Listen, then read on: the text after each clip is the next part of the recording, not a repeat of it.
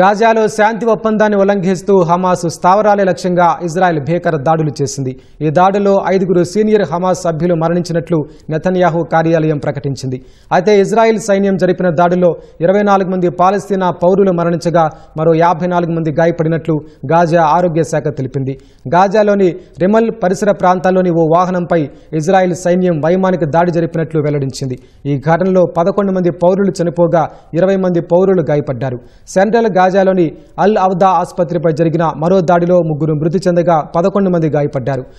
నొజైరత్ శరణార్థి శిబిరంపై Israel చేసిన ఇంకో దాడిలో 7 ప్రాణాలు కోల్పోగా 16 మంది గాయపడ్డారు. డీర్ అల్ బలాహ్లో జరిపిన దాడిలో ఓ మహిళ సహా మొత్తం 3 చనిపోయినట్లు గాజా ఆరోగ్య శాఖ వెల్లడించింది. అటు ఈ దాడులపై స్పందించిన ఇజ్రాయెల్ హమాసే తొలుత శాంతి ఒప్పందాన్ని ఉల్లంఘించినట్లు ఆరోపించింది. దక్షిణ గాజాలోని తమ ఆధీనంలోని ప్రాంతమైన సాయుధ ఉగ్రవాదులు ప్రవేశించి తమ సైనికులపై కాల్పులు జరిపినట్లు ఇజ్రాయెల్ తెలిపింది. ఆ తర్వాతే హమాస్పై దాడులు చేశామని వెల్లడించింది. ఈ దాడుల్లో 5 హమాస్ సభ్యులను హతమార్చినట్లు చెప్పింది.